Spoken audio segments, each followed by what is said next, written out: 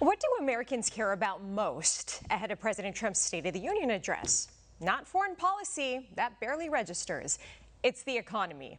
A new CNN SSRS poll shows 57% of Americans want the president to focus on the cost of living.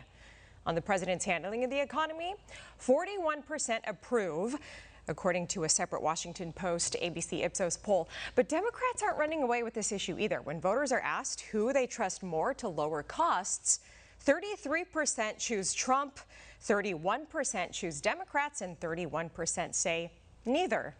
The biggest warning sign is independents, the ones who often decide elections, because base voters are predictable, independents are persuadable. Just 26% of independents approve of the president's performance, the lowest of either term.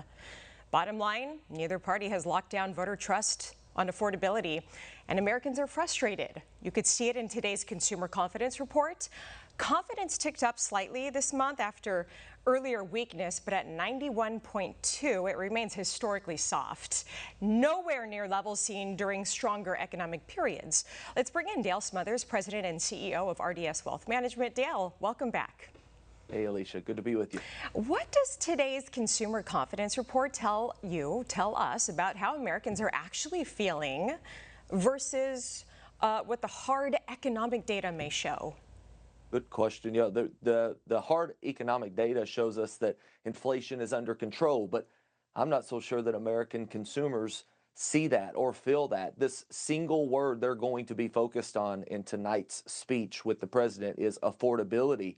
Affordability at the grocery store, affordability when they go to buy homes, affordability when they go to buy automobiles. This is where Americans care the most about how the economy is doing. It's not as much about what the stock market is doing for most Americans.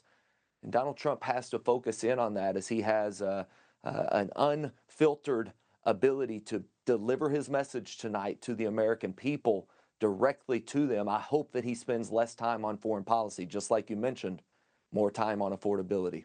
Exactly. And polls show the economy, cost of living, obviously top concern by far, not even a close comparison. What would actually move the needle on affordability in the next 6 to 12 months? So again, a little bit above my pay grade here, but I've got some ideas. Housing specifically, this idea that if you're over the age of 65 potentially to eliminate any kind of property tax. Another idea is over 65 or 70, if you have homes, even if it's not your primary home, potentially maybe breaking a little bit of the tax liability that you would be subject for if you have a highly appreciated asset, such as an automobile or a home.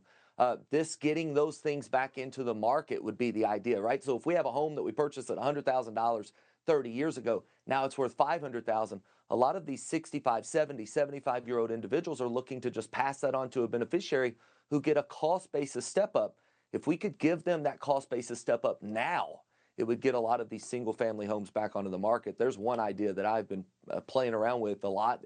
And to be honest with you, I think that particular move would make housing more affordable right off the bat. Not to mention Kevin Warsh attacking the 10-year note, potentially lowering interest rates for mortgages across America. Great idea. I think a lot of that will work. But the message today, we need to focus on the message, right? And how he's going to communicate with voters and Americans of how much of their frustration today reflects his actual current policy versus how much is how they're feeling today, the lingering impact of the last administration, like the slow recovery of the prior economic crisis. 100%. Yeah, you can't hope for deflation here. You can't hope for prices to start going down. Once inflation happened, it's happened. And the inflation slower is all we can hope for. Deflationary environments have never been good historically. We do not want to see a deflationary environment come on the backs of this. And if you look at trueflation data, we could be closer to that than we expect. So I think the Fed has to act here and forget about the idea of potential inflation rearing its ugly head again. Right. Dale Smothers, President and CEO of RDS Wealth Management. Appreciate your time. Thank you. Always a pleasure, Alicia. Likewise.